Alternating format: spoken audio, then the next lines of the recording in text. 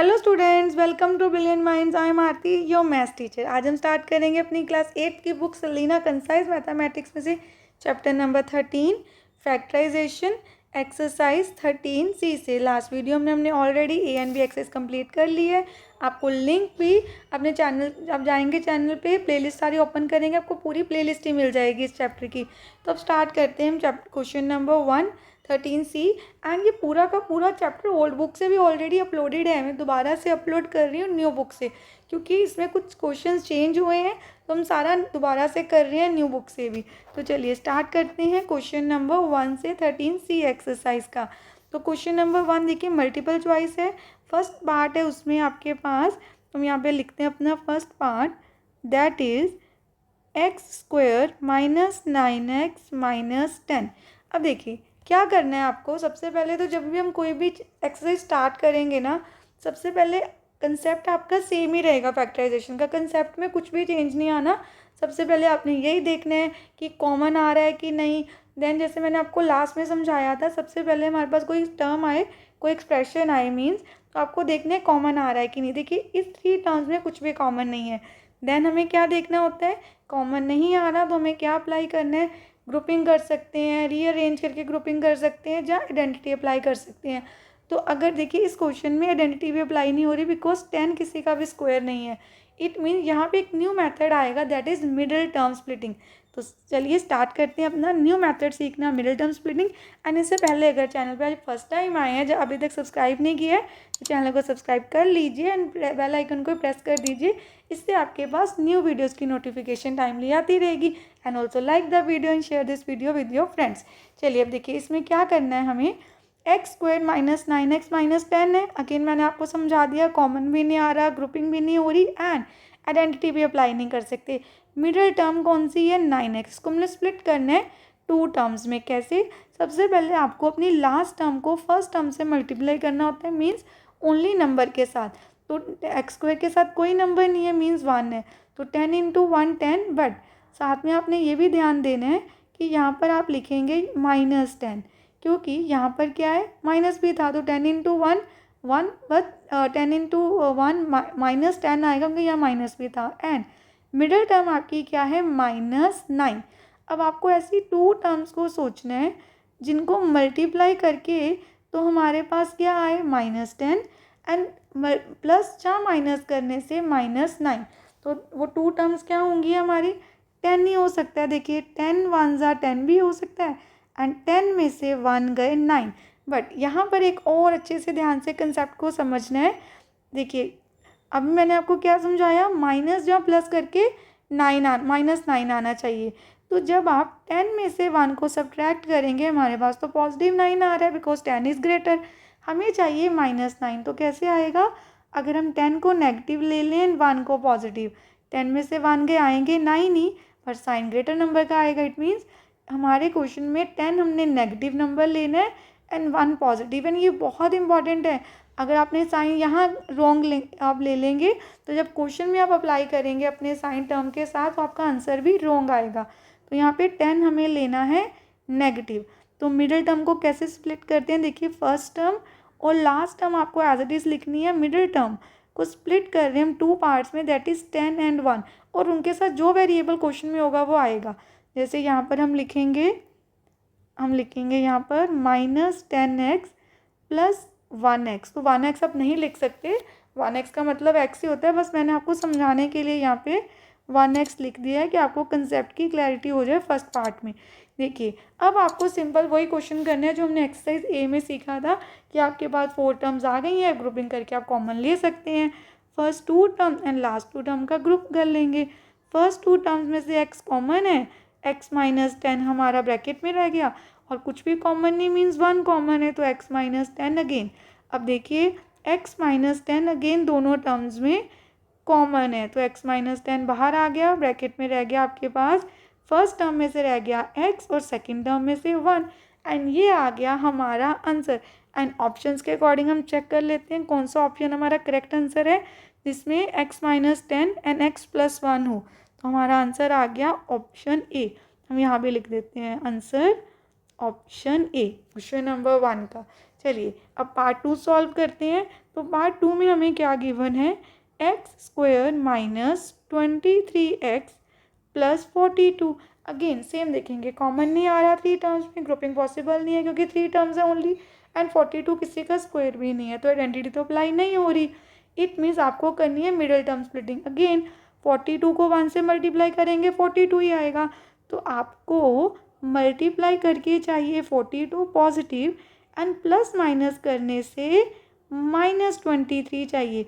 अब आपको ऐसे 2 नंबर सोचने हैं जिनको मल्टीप्लाई करने से, तो हमारे पास क्या आएगा 42, पर प्लस माइनस करने से 23। तो आप देखिए, आपको कोई भी नंबर्स आपको सोच के देखने हैं कि देखिए एक और होता है मेथड कि आपको रैंडमली नंबर्स नहीं याद आ रहे, तो आप क्या कर सकते हैं, 42 के प्राइम फैक्टर्स फाइंड करके देख लीजिए। जैसे 2 2 2 1 देन यहीं से हमें मिल गया। और भी आगे हम कर सकते थे, पर हम इस क्वेश्चन में तो यही मिल गया। देखिए 21 2 42 भी होता है, 21 में 2 ऐड करके 23 आ सकता है। इट मीन्स 21 इंटू 2 42 आ जाएगा हमारे पास। यहाँ पे हम लिख देते हैं दोबारा से, 21 इंटू 2 तो हमारे पास आएगा पॉजिटिव 42। 21 में अगर हम 2 ऐड करेंगे हमारे पास आएगा 23, बट अगेन हमें 23 नहीं चाहिए, हमें चाहिए -23।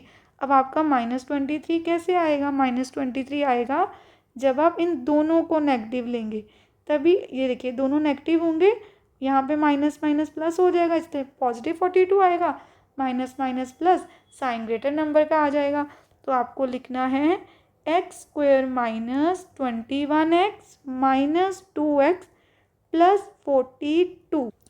देन फर्स्ट 2 टर्म्स में से तो x कॉमन है, तो ब्रैकेट में देखे देखिए 2x है, 1x एंड 21, माइनस कॉमन लिया और साथ में 2 x, जब माइनस बाहर लेंगे साइन चेंज होंगे, अंदर का साइन माइनस हो गया, plus minus minus, and 21 because 2 21s are 42। x minus 21 is the first factor and x minus 2 is the second factor, and according to options हमारा आंसर है ऑप्शन बी। यहाँ पे हम लिख देते हैं, इसका आंसर क्या आ गया, पार्ट 2 का बी। अब थर्ड पार्ट देखते हैं। थर्ड पार्ट में आपको क्या करना है, देखिए यहाँ पे डिवाइड लिखा हुआ है, इसको डिवाइड भी करना है हमने, कैसे करेंगे। अब देखिए क्वेश्चन नंबर 1 का ही थर्ड पार्ट हमें जब सॉल्व करना है, तो सबसे पहले आपको क्या करना है, ये 2 एक्सप्रेशन दी हैं, दिस एंड दिस, दोनों को डिवाइड करना है। डिवाइड तब करेंगे जब फर्स्ट वाले को सिंप्लीफाई कर लें। तो हम क्या करते हैं, ओनली फर्स्ट एक्सप्रेशन को लिखेंगे और उसको सिंप्लीफाई करेंगे। अगेन आपको वही जो मेथड हमारा है वही देखना है। क्या सबसे पहले हम देखेंगे कि हम इसको कर सकते हैं, सारी 3 टर्म्स है हमारे पास, 3 टर्म्स में आपके पास कुछ भी कॉमन नहीं है। देखिए ध्यान से, इन 3 टर्म्स में हमारे पास कुछ भी कॉमन नहीं है। अगर आपके पास टर्म्स में कॉमन नहीं है तो हम रीअरेंजिंग जब ग्रुपिंग करेंगे वो भी पॉसिबल नहीं है। एंड आइडेंटिटी, यहाँ पे आइडेंटिटी अप्लाई हो सकती है। अगर आप देखिए ध्यान से, देखिए 4 को हम लिख सकते हैं 2x का square, and 2 multiply first term 2x and second term तो 1 है, क्योंकि 1 को तो लिख ही सकते हैं 1 square, and a square minus 2ab plus B square जब भी आ जाए, हमने लास्ट एक्सरसाइज 13 में अच्छे से सीखा है, उसको हम क्या लिख सकते हैं, 2x माइनस, क्योंकि बीच में माइनस है, 2x माइनस 1 का whole square which means a minus B whole square. ये फैक्टराइज हो गया। अब आपको क्या करना था, 4x square minus 4x plus 1 को डिवाइड करना था 2x माइनस 1 के साथ। इसको हमने सिंप्लीफाई कर लिया, इसकी प्लेस पे आया 2x minus 1 whole square. Divide करना है तो उसको नीचे लिखते हैं। अब देखिए इसमें 2 टर्म्स हैं तो हम 2 टाइम्स लिख देते हैं, 2x माइनस 1 एंड नीचे 2x माइनस 1, ये कैंसिल हो गया एंड आपका आंसर आ गया 2x माइनस 1। एंड ऑप्शंस के अकॉर्डिंग हम देख लेते हैं, ऑप्शन बी हमारा करेक्ट आंसर, तो यहाँ लिख देते हैं आंसर है ऑप्शन बी। चलिए अब करते हैं अपना फोर्थ पार्ट। देखिए फोर्थ पार्ट में आपके पास क्या है, सबसे पहले तो आपको यहाँ पर है क्वेश्चन में x प्लस वाई का square minus X plus Y. देखिए कॉमन तो है ही नहीं इसमें कुछ, अगर आप ध्यान से देखें, x प्लस वाई का स्क्वायर माइनस यहाँ पर आ गया हमारे पास 3, again x plus Y, first 2 terms में कॉमन है पर लास्ट में है ही नहीं, तो इसमें हमें करनी है middle term splitting. But middle term splitting यहाँ पे डिफ़िकल्ट हो जाएगी क्योंकि x प्लस वाई है। तो जब भी आपके पास कोई ऐसी टर्म आ जाए तो आप उसको कोई और वेरिएबल लेट कर लीजिए इजी करने के लिए। जैसे हम यहाँ पे ले लेंगे let x plus Y is equal to A. अब वो सिंगल वेरिएबल में आ गया तो सम करना ईजी होगा। अब देखिए आपकी एक्सप्रेशन क्या बन गई, ए स्क्वायर -3a -4, क्योंकि देखिए एक्स प्लस वाई की जगह पे हमने लिख दिया a in place of that. Now अब देखिए मिडिल टर्म स्प्लिटिंग करनी है, 4 1 ज़ा 4, हमें मल्टीप्लाई करके क्या लेके आना है 4, एंड प्लस माइनस करने से -4 है, यहाँ भी -4 लिख देते हैं, -4 एंड प्लस माइनस करने से भी -3। तो देखिए 4 1 ज़ा 4 होता है एंड 4 में से 1 जाएंगे 3, बट हमें नेगेटिव चाहिए, -3 चाहिए, तो 4 नेगेटिव एंड 1 को पॉजिटिव रख लेते हैं। तो आपके पास आया a square -4a plus 1a -4, then a common, तो a -4 आपका फर्स्ट फैक्टर है, plus 1 common, a -4 second factor, मतलब सेकेंड फैक्टर नहीं है, उसी का भी निकाला है, सेकेंड फैक्टर तो a + 1 होगा, a -4 कॉमन ले लिया, देन a + 1, आपके दोनों फैक्टर्स आ गए। अब यहाँ पे आपको a की वैल्यू सब्स्टिट्यूट कर देनी, जो हमने ऑलरेडी ओरिजिनल वैल्यू है, a की ओरिजिनल वैल्यू क्या है, x + y, तो a की प्लेस पे आपको लिख देना है x + y, और यहाँ भी आप लिख देंगे x + y। अब ये आ गया हमारा फाइनल आंसर। अब देखिए फिफ्थ पार्ट में आपको क्या करना है, सेम 60 + 11x - x², 3 टर्म्स है, कॉमन नहीं आ रहा, देन 60 किसी का स्क्वायर भी नहीं है, देखिए x तो स्क्वायर है, लास्ट टर्म फर्स्ट नहीं है ना, स्क्वायर वाली टर्म वेरिएबल वाली टर्म लास्ट में भी जा सकती है, ये नहीं है कि वो ऑलवेज आगे होगी, बस आपने देखना है अगर वेरिएबल पे स्क्वायर लास्ट में है, कांस्टेंट टर्म यहाँ पे होगी, और बीच में जो आपकी मिडिल टर्म होगी उसके साथ वेरिएबल एंड कांस्टेंट एक नंबर दोनों होंगे, तो सेम पैटर्न ही है, बस उन्होंने चेंज करके लिख दिया। अब आपको क्या करना है, मिडिल टर्म स्प्लिटिंग करनी है, अगेन लास्ट टर्म को ही फर्स्ट से मल्टीप्लाई करना है, तो हमारी कांस्टेंट टर्म होगी 60 × 1 60 ही आएगा, तो मल्टीप्लाई करके आपको देखना है कि 60 आए हमारे पास, एंड देखिए पॉजिटिव प्लस माइनस, यहाँ पे ये नेगेटिव था ना, यहाँ पे था 1x, तो इट मीन्स ये नेगेटिव है, प्लस माइनस माइनस, तो आपके पास आया -60, तो हमारे पास मल्टीप्लाई करके आना चाहिए -60, एंड प्लस माइनस करने से आना चाहिए आपके पास +11। तो अब आप देखिए कैसे लेंगे हम, हमारे पास -60 तो आए पर 11 पॉजिटिव आना चाहिए, तो कौन से 2 नंबर्स हम ले सकते हैं, 60 कैसे आएगा, सबसे पहले 10 6 या 60, बट 10 में 6 ऐड करने से या सब्ट्रैक्ट करने से 11 नहीं आएगा, देन दूसरा कौन सा पैटर्न हो सकता है, देखिए 15 4 जा भी 60 है, एंड 15 में से 4 माइनस करेंगे तो 11 भी आएगा, तो हम 4 को नेगेटिव ले रहे हैं यहाँ पर, तो हम अपनी टर्म को यहाँ पर लिख देते हैं। तो आप ऐसे कीजिए, फैक्टर्स हम ऊपर बना लेते हैं, क्वेश्चन नीचे हम दोबारा सॉल्व कर लेंगे, तो मैं आपको फैक्टर्स पहले लिख देती हूँ, 15 × 4 -60, एंड 15 में से 4 माइनस करेंगे +11, तो हमने 4 को नेगेटिव लिया है, देन अपना क्वेश्चन हम दोबारा से नीचे लिख देते हैं सॉल्व करने के लिए। हमारा क्वेश्चन क्या है, 60 + 11x² 11x -x², तो ये आए आपके फैक्टर्स हमने ऊपर अभी बनाए थे 15 एंड 4, तो वही आपको एज इट इज़ लिखने हैं, 15 पॉजिटिव एंड 4 नेगेटिव। अब देखिए 60 और 15 में से तो 15 कॉमन है, तो 15 4 ज़ा 60 प्लस x आ गया, -x बाहर, 4 साइन चेंज हो जाएंगे, 4x भी पॉजिटिव हो गया, 4 पॉजिटिव आएगा, माइनस माइनस प्लस 1x, तो 4 + x हमारा फर्स्ट फैक्टर है, एंड 15 - x हमारा सेकंड फैक्टर है।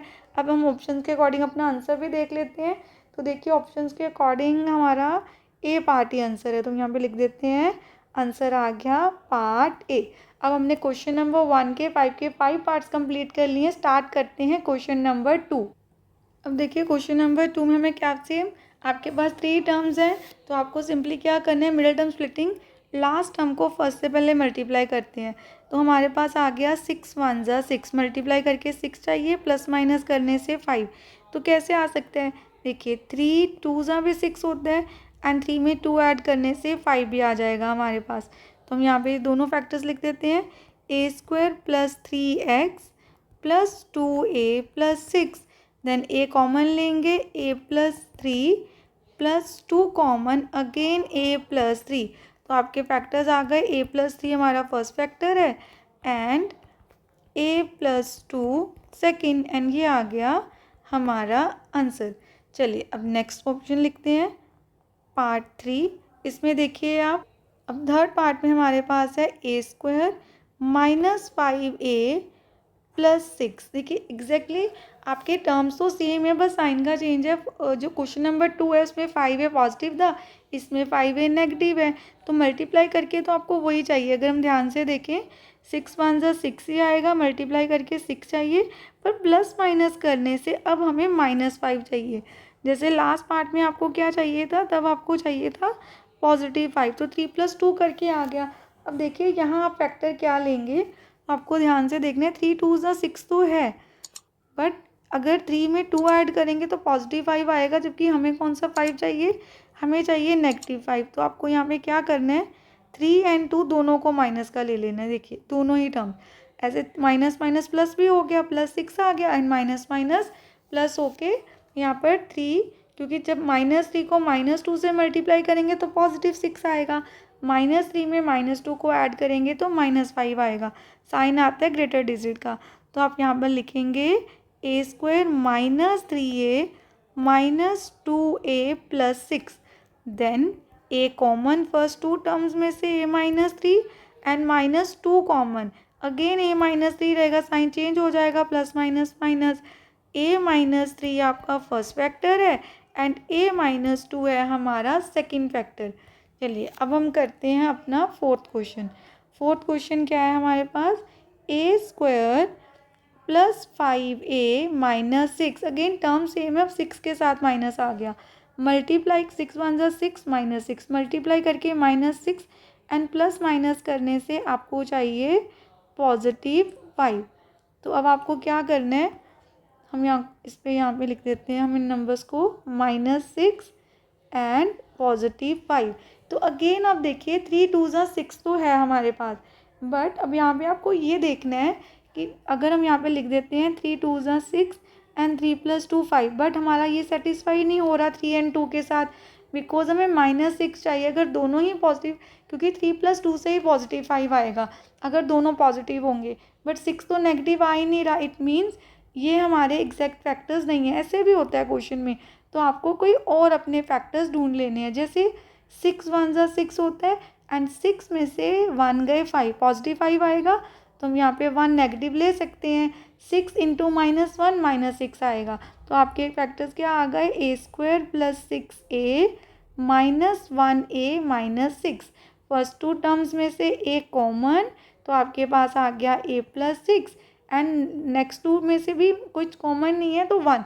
अगर आप देखिए 1 नहीं है एंड 6 में कुछ भी कॉमन नहीं है तो 1, जिस भी टर्म में कुछ कॉमन नहीं है तो 1 हम ले सकते हैं, क्योंकि 1 के टेबल में सारे नंबर जाते हैं। तो ए यहाँ पर देखिए साइन चेंज होगा, माइनस माइनस प्लस, एंड ए + 6 आपका फर्स्ट फैक्टर है एंड a - 1 हो गया हमारा सेकेंड फैक्टर। चलिए अब करते हैं next question, fifth part, x² + 5xy + 4y²। अब देखिए अगेन आपको देखना है कि आपकी फर्स्ट और लास्ट टर्म जो मिडिल टर्म है ना, उसमें दोनों, जैसे फर्स्ट में x था, लास्ट में चाहे अकेला कांस्टेंट टर्म नहीं आई, कोई वेरिएबल भी आ गया, बट वो दोनों x एंड y जो first and second last term का पार्ट था, उसका मल्टीप्लिकेशन मिडिल टर्म में होना चाहिए। देखिए x एंड y का है, इट मीन्स यहाँ पे मिडिल टर्म स्प्लिटिंग हो सकती है। 4 1 जा 4, मल्टीप्लाई करके 4 आएगा, तो मल्टीप्लाई करके हमें चाहिए 4 एंड प्लस माइनस करने से आपको चाहिए 5। तो सिंपल 4 1 जा 4 करते हैं एंड 4 + 1 5, क्योंकि पॉजिटिव चाहिए हमें। तो यहाँ पे हम लिखेंगे 4xy, वेरिएबल सेम आता है, जो आपका जिस टर्म का आपने मिडिल टर्म स्प्लिटिंग करनी है ना, मिडिल टर्म का ही वेरिएबल आपको लगाना है। तो 1xy + 4y², फर्स्ट में से x common, x + 4y bracket में। देन अब यहाँ पर क्या आएगा, देखिए अगेन आपको वेरिएबल के साथ 1 लिखने की नीड नहीं है, तो आप सिंपल xy भी लिख सकते हैं। तो यहाँ से y कॉमन ले लेंगे, क्या बचेगा आपके पास, x + 4y। तो x + 4y आपका एक फैक्टर है एंड x + y हमारा सेकंड फैक्टर है। अब हमने क्वेश्चन नंबर 5 तक अच्छे से कंप्लीट कर लिया है सारे क्वेश्चंस, एंड आई होप आप सबको मिडिल टर्म स्प्लिटिंग का कंसेप्ट क्लियर हो गया है। सारी एक्सरसाइज में मैं ऐसे ही क्वेश्चंस को प्रैक्टिस करना है, हम और क्वेश्चंस को प्रैक्टिस करेंगे। क्वेश्चन नंबर 6 से स्टार्ट करेंगे नेक्स्ट वीडियो में, जिससे आपको क्लैरिटी से पूरा कंसेप्ट क्लियर हो जाएगा मिडिल टर्म स्प्लिटिंग का। तो मिलते हैं नेक्स्ट वीडियो में। देन अगर आपको वीडियो अच्छी लगी है तो please like share subscribe and press the bell icon, जिससे आपके पास न्यू वीडियोज़ की नोटिफिकेशन भी टाइमली आती रहे। Thank you for watching.